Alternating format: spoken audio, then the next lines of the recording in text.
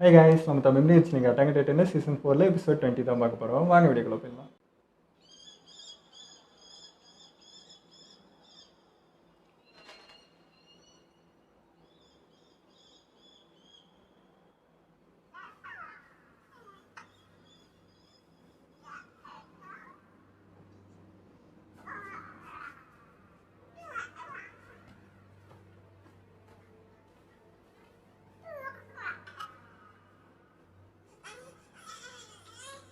யாரும் குழந்தையா இருந்துட்டாங்க. இது அப்பாவோட மெமரியில இருந்த ஒரு விஷயம் தானே. நீ கையில இருக்கும்போது அவரே குழந்தையா மாறாரு பாரு. சந்தோஷமா இருக்காரு. தனக்கு இன்னொரு குடும்பம் இருக்குன்றதையும் மறந்துட்டாரு. அவர் முகத்துல கொஞ்சம் கூட வருத்தமே இல்ல. இப்ப நீ என்ன சொல்ல வர? இத நீ புரிஞ்சுக்க வேண்டிய ஒரு பாகம் தான். தான் நாட்டுக்காக குழந்தையே பலி கொடுத்துட்டேன்னு என்கிட்ட சொல்லி எல்டியாக்குள்ள போகணும்னு என்ன பிரெயின் வாஷ் பண்ணி. இத சொன்னா புரியாது. நடக்கிறத நீயே பாரு.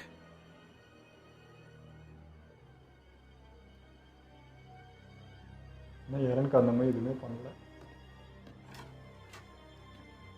இனி வரப்போற எதிர்காலத்துக்காக நாங்க உங்க கடந்த காலத்தை தெரிஞ்சுக்க வேண்டியது அவசியம். அப்பதான் உங்க தவறை எங்களால மாத்த முடியும். நீங்க குற்றவாளியா இருக்க மாட்டீங்க. உன் குழந்தை பருவத்தை பார்த்துட்டு அப்படியே நிக்க போறியா? உன் வளர்ச்சியை பார்க்கணும்னு ஆசை இல்ல? வா போலாம்.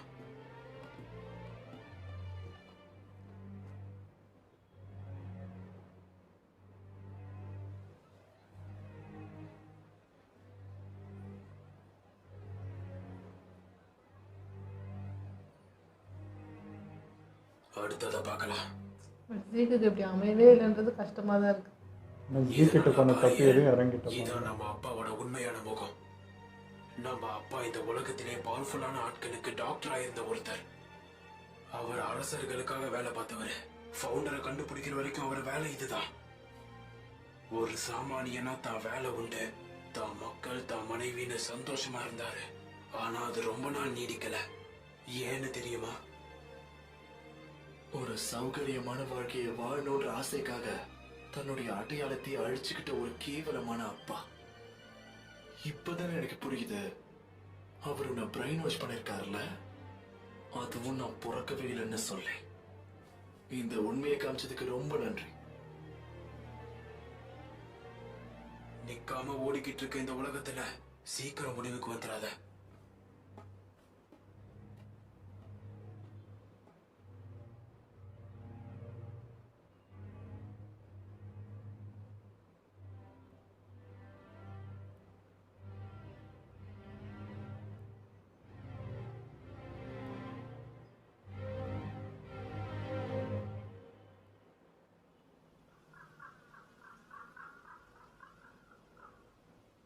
இவர் எங்க என்ன பண்றாரு? அவர் இந்த இடத்துல இருக்கிறதுக்கு என்ன காரணம் இருக்கும்? உனக்கு இந்த இடத்தை பத்தி தெரியுமா? இது கிங் ஆஃப் த வாருடைய மறைவிடம். நீ ரொம்ப சரியாதான் யூகிச்சிருக்க. அந்த ஃபவுண்டிங் டைட்டனை கண்டுபிடிக்கிறதுக்காக தான் வாழ்நாள்ல பாதி அவர் கழிச்சிட்டாரு. ஆனா எதுக்காக அவ்வளவு நாள் காத்திருக்கணும்?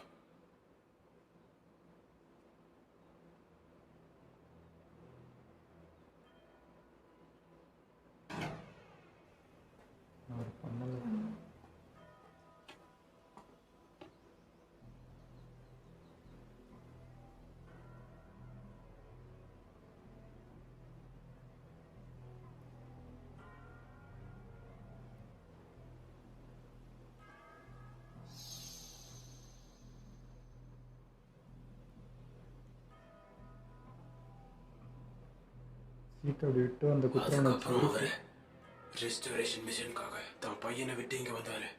அதுக்கப்புறம் தான் உங்க குடும்பத்துக்குள்ள நான் வந்தேன். அந்த நாளை என் வாழ்க்கையில மறக்கவே முடியாது.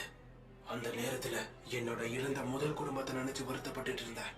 அப்போதான் அவர் கடந்த காலத்தை மாத்த முடியாது, எதிர்காலத்தை நோக்கி ஓடுன்னு சொன்னாரு. அப்போ என்ன புரிஞ்சுக்கிட்ட ஒருத்தர், அவர் மட்டும்தான் ஏரன்.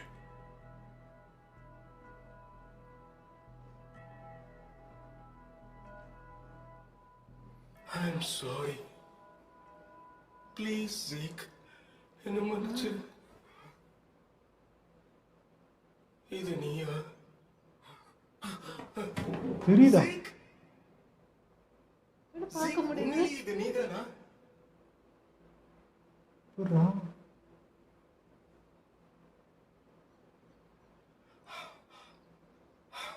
அது ஒரு மைண்ட்ல இருக்கிறதுனால அது அப்படி தெரியுது தூக்க போல. கலக்கத்துல எல்லாம் அப்படி நினைச்சிருக்காரு. நினைச்சிட்டே உனக்கு இருக்காரு. ரொம்ப குழம்பிடுச்சா என்ன? சீக் அதுக்குள்ள இவ்வளவு பெரிய ஆளா இருப்பானா? தாடி மீசையோட எல்லாம் எல்லாம் கனவு. அவருக்கும் ஃபியூச்சர் தெரியும் இல்லையா? என்ன நடக்குது அடுத்தது பார்க்கலாம். சீக்கிரம் முடிக்கணும், நிறைய இருக்கு. இது நமக்கு 9 வயசுல இருக்கும்போது நடந்தது. ரொம்ப அக்கறையா நம்ம 2 பேரையும் பாத்துக்கிறாரு. ரொம்ப நார்மலா வேற இருக்காரு. ஆனா இந்த ரெஸ்டரேஷனிஸ்ட் மிஷினை நினைச்சு இவன் ரொம்ப பதட்டமால இருக்கணும். எக்ஸ்பிளைன் பண்ணி எனர்ஜி வேஸ்ட் பண்ணிக்காத. இந்த மெமரிஸ்ல நமக்கு தேவையான விஷயம் ஒண்ணு கூட இல்ல. ஆனா இது ஒண்ணுதான் நம்ம யாருன்ற விஷயத்த நமக்கு எடுத்து சொல்லும். நீ முதல் தடவையா அந்த டைட்டனோட பவரை உணரும் போது என்ன நினைச்ச? அதை தனக்குள்ள கட்டுப்படுத்தி மறுபடியும் எப்படி பேட்டிலுக்கு வந்த? ஏரன், ஏன் 100 வருஷத்துக்கு முன்னாடி அந்த போர் இங்க நடக்கணும்? எதுக்காக நம்ம 2 பேரும் சேர்ந்து இந்த ஃபவுண்டர் பவருக்காக அலையணும்? எதுக்காகனா நான் பிறக்கிறதுக்கு முன்னாடியே இது எல்லாமே ஆரம்பிச்சிருச்சு.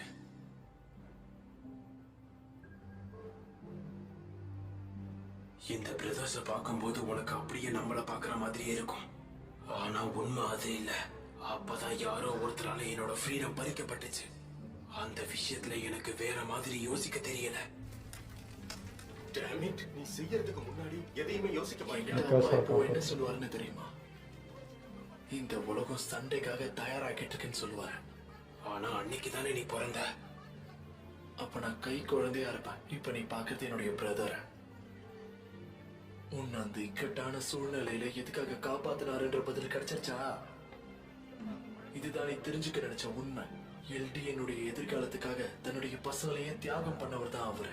அதுக்கப்புறம் இதை சரி பண்றதுக்காக வழியை தேடினாரு. நீ அவரை சரியா புரிஞ்சுக்கல. அதனாலதான் இப்ப வரைக்கும் அவர் உன் கண்ணுக்கு டெவிலா தெரியறாரு.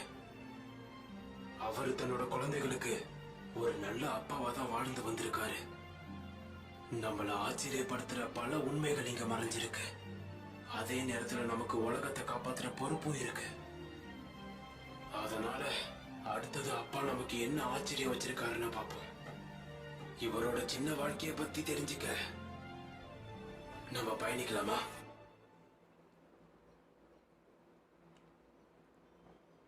ரொம்ப குளிருது. ப்ளீஸ் புரிஞ்சுக்கோ. இப்ப ஃபவுண்டர் பவரோட முழு கண்ட்ரோல் எனக்குள்ள வந்துருச்சு. உன்னோட இந்த பிளானால என்னை நிச்சயம் தடுத்து நிறுத்தவே முடியாது. புரிஞ்சுக்கோ. நீ என் கூட இணையறத தவிர வேற வழியே இல்ல. இது வரைக்கும் மிஸ்டர் சாவர் என்கிட்ட கேட்டுக்கிட்ட மாதிரியே நான் உன்னை காப்பாத்திட்டு வந்திருக்கேன் ஏரன். ஆனா இப்போ உலகத்தை காப்பாத்த நினைக்கிறேன்.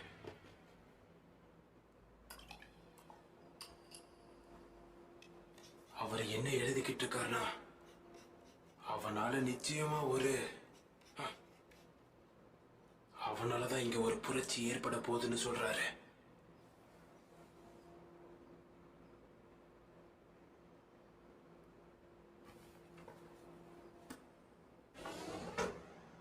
ஃபேமிலி அவர் மறக்கவே இல்லையே, நினச்சிட்டே தான் இருக்கு. அதான் இப்போதான் பார்க்குறான் போல ஜிக்கு.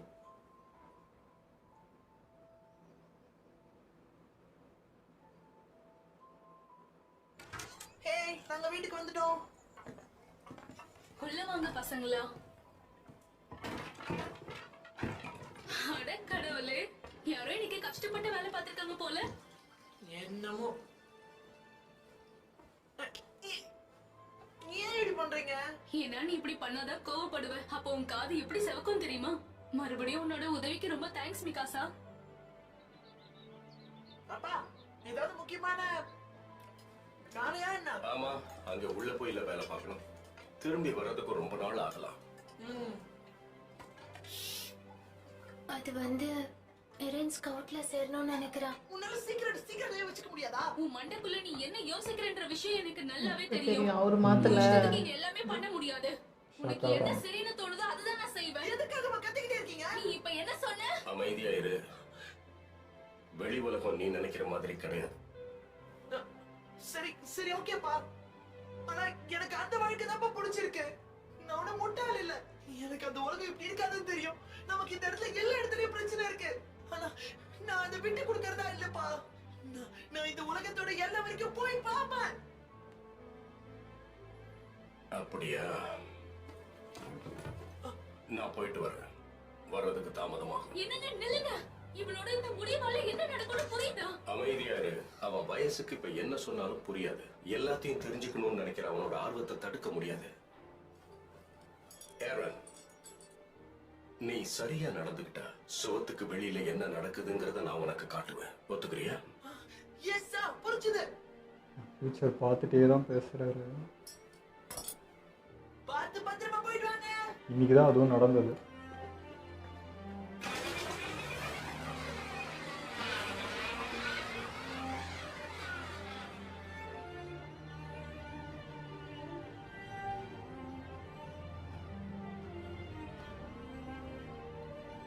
நான் சொல்றத கேளுங்க. நான் வாலுக்கு அந்த பக்கத்துல இருந்து வந்த ஒரு ஏலியன் தான். நான் ஒரு சப்ஜெக்ட் ஆஃப் எமேட். உங்க எல்லார் மாதிரியும் தான்.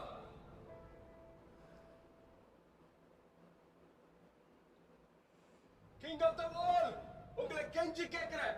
சவத்தை விட்டு உடைச்சிட்டு வந்த டைட்டனை அடைச்சு வைங்க. அங்க என் மனைவியும் குழந்தைகளும் அதோட ஆயிரக்கணக்கான பேர் உயிர் பிழைக்க ஓடிக்கிட்டு இருக்காங்க.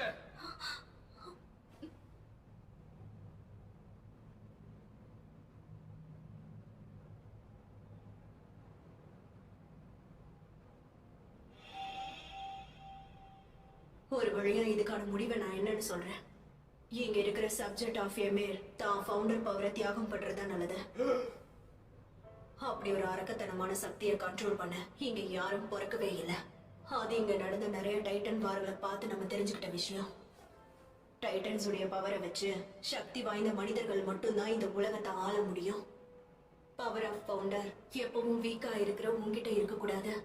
மறுபடியும் இந்த உலகத்தை ஆபத்துல தள்ள நான் விரும்பல. எல்டியன்ஸால ஏற்பட்ட இந்த தவற சரி பண்ணி இந்த உலகத்தை காப்பாத்தணுங்கிறதுக்காக எல்லா எல்டியன்ஸும் சாகுறது தான் ஒரே வழி. எனக்குள்ள இருந்த கேள்விகள் தான் இங்க விவாதமா நடக்குது. ஒருத்தர் தன்னை இழந்து தன்னை நம்பி இருந்த குடும்பத்தையும் இழந்து கோவப்படாம இருக்காருன்னா அமைதிக்கான அர்த்தமே அவர்தான். இதுல அவரோட தப்பு என்னவா இருக்கும்னு நீ நினைக்கிற? எல்லாம் போய் என் சொந்த நாட்டையும் குடும்பத்தையும் விட்டுட்டு இங்க வந்திருக்கேன். உங்க மார்லியன்ஸோட எதிர்காலத்தை மாற்றணும்னு நினைச்சேன். ஆனா அங்க என் குடும்பம் டைட்டன்ஸ் கிட்ட மாட்டிக்கிட்டு இருக்காங்க. இந்த நேரத்துல எப்படி என்ன பொறுமையா இருக்க சொல்றீங்க? அப்படி இருந்தா நான் ஒரு மனுஷனே இல்ல. என்ன எதுக்காக எப்பவும் உங்க கட்டுப்பாட்டிலே வச்சுக்கணும்னு நினைக்கிறீங்க? ஒன்னு ரெண்டு டைட்டன்ஸை கொண்டு மக்களோட மனசுல இருக்கிற பயத்தை போக்கதானே இங்க உங்க ஆளுமை தானே இருக்கணும்னு நினைக்கிறீங்க? இல்ல, வலிமை இருக்கிறவனுக்கு தான் அந்த பவரும் சொந்தம். இனிமே எல்டியன்ஸால நிச்சயமா திரும்ப வர முடியாது. இந்த இழப்புக்கு நான் ரொம்ப வருந்துறேன். இதுக்கப்புறம் இந்த இழப்பு வேற யாருக்கும் நடக்க கூடாதுன்னா நம்ம வாளுடைய இந்த பக்கத்தை பாதுகாக்கணும். பல பேரோட தியாகத்துக்கு நீ மதிப்பு கொடுக்கணும். நீ எல்லாருக்கும் பதில் சொல்லணும்னு நினைச்சா இங்க யாருமே இருக்க மாட்டாங்க. எல்டியன்ஸி சேர்த்துதான் சொல்றேன்.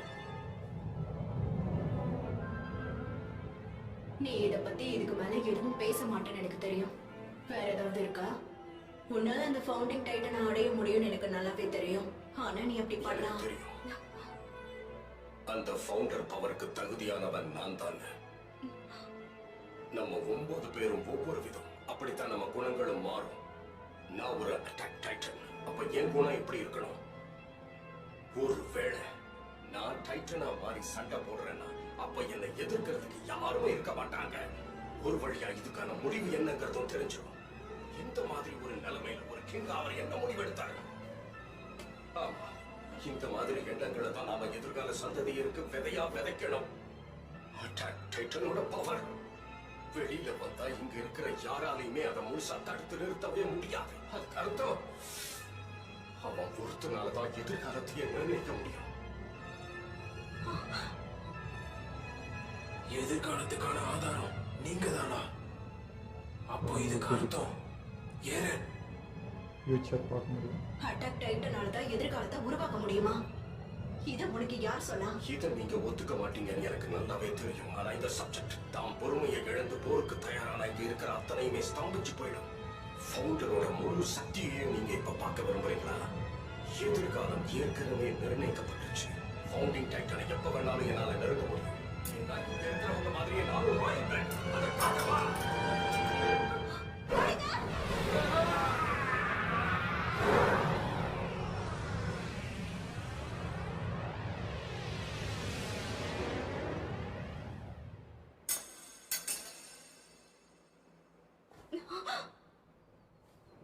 மாறி என்னால இப்படி பண்ண முடியாது.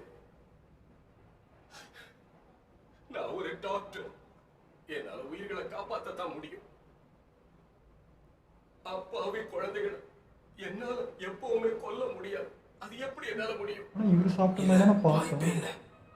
இவர் அந்த ஃபவுண்டர் பவரை திருடலன்னா இங்க இருக்கிற ராயல் ஃபேமிலில இவர் யாரு? இவரோட கடந்த காலம் தான் இவர் எப்படி மாத்திருச்சுன்னு நினைக்கிறேன். எதுக்காக இன்னும் வெயிட் பண்ற ஃப்ரீடா?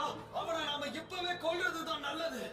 அவன் ஃபவுண்டர் கிட்ட நெருங்கிட்டானா இங்க நாம யாருமே இருக்க மாட்டோம். ஃப்ரீடா, உன்னால மட்டும் தான் இங்க இருக்கிற எல்லாரையுமே காப்பாத்த முடியும். உன்னால முடியும் ஃப்ரீடா, யோசிக்காத.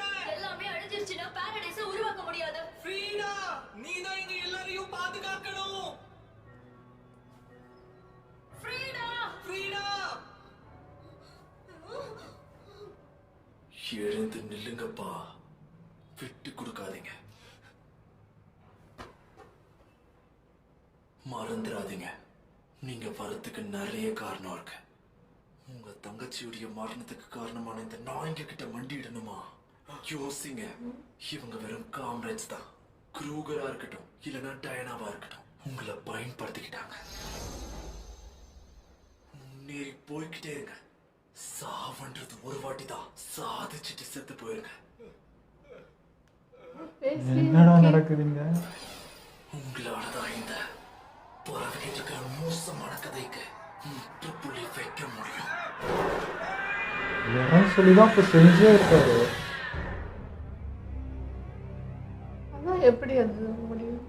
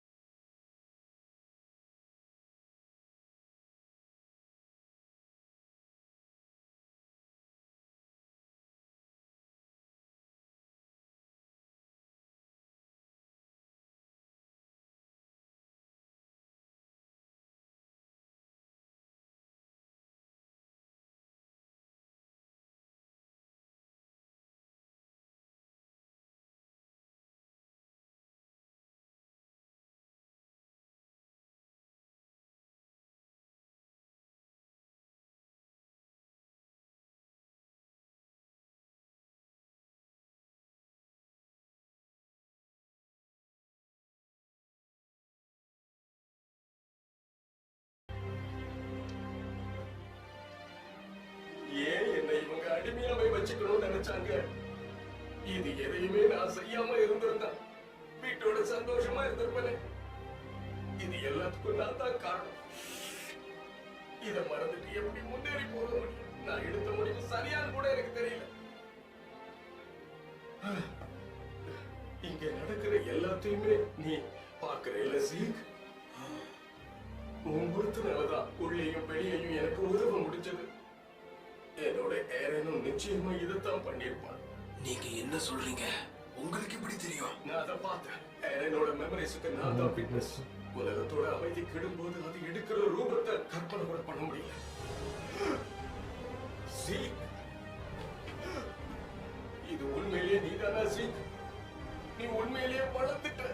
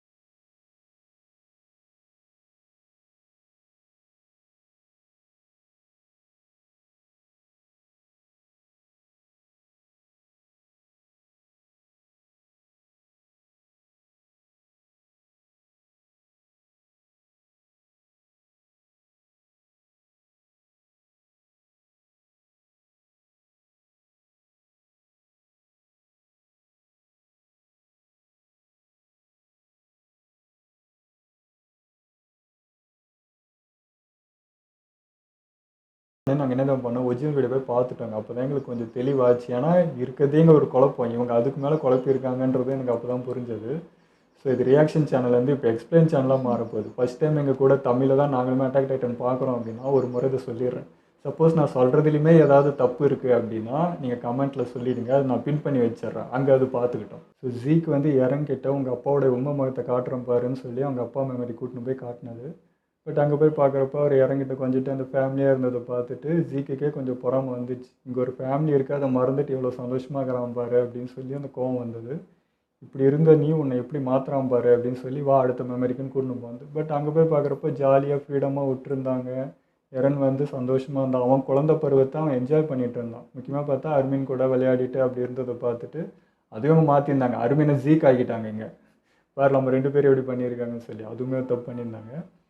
ஸோ அதெல்லாம் பார்க்குறப்பையும் உன்னை ரொம்ப ஃப்ரீடமாக விட்டுருக்காரு. பட் என்ன இதுமே விடவே இல்லை. ஏன்னா சின்ன வயசுலேருந்து இதுக்கு புஷ் பண்ணிட்டு தான் இருந்தாங்க. பட் உன்னை அதுமே பண்ணலான்றப்போ ஜீக்கு தான் அதெல்லாம் ஷாக்காக இருந்தது. ஸோ இது முடிஞ்சதும் அடுத்த மெமரிக்கு போகிறாங்க. அடுத்த மெமரியில் அதான் ராயல் பிளட்டு க்ளோஸாக இருக்கிறவங்கள்ட்ட இவர் மெடிக்கல் இதுவாக பண்ணி அவங்கள்ட்ட க்ளோஸாக இது பண்ணுவார், இப்படிதான் இன்ஃபர்மேஷனை கலெக்ட் பண்ணுறது அப்படின்னு சொல்கிறப்போ எரன் வந்து ஓகே எனக்கு புரிஞ்சிச்சு, அப்பா எவ்வளோ கேவலமானது நான் புரிஞ்சுக்கிட்டேன், இதோட நிறுத்துன்னு சொல்கிறான். பட் வந்து ஜீக்குக்கு வந்து அதுக்குள்ளே உனக்கு புரிஞ்சிச்சு, அது எப்படி அப்படி புரிஞ்சா நீ ஏன்டா எனக்கு துரோகம் பண்ண போகிற, நீ எப்படி மாறினான்றதை நான் பார்க்கணும் வான்னு சொல்லி அடுத்த மெமரி கூட்டிகிட்டு போகிறான். அப்படி கூட்டிகிட்டு போகிறப்போ எரனோட அப்பா வந்து ஏற்கனவே பார்த்தா ஃபவுண்டிங் டைட்டனோட அந்த பிளேஸை கண்டுபிடிச்சி போயிருக்காரு. அதாவது இதுக்கு முன்னாடியே போகணுன்னு ட்ரை பண்ணியிருக்காரு. பட் என்னமோ அதை மூடி திறந்தார். பட் பாதிலேயே அதை மூடி வச்சுட்டு திரும்ப இறனையும் வந்து கட்டி பிடிச்சிக்கிட்டாரு. ஸோ இதை விட வந்து எனக்கு ஃபேமிலி தான் முக்கியம் அப்படின்ற மாதிரி அது மாறிடுச்சு.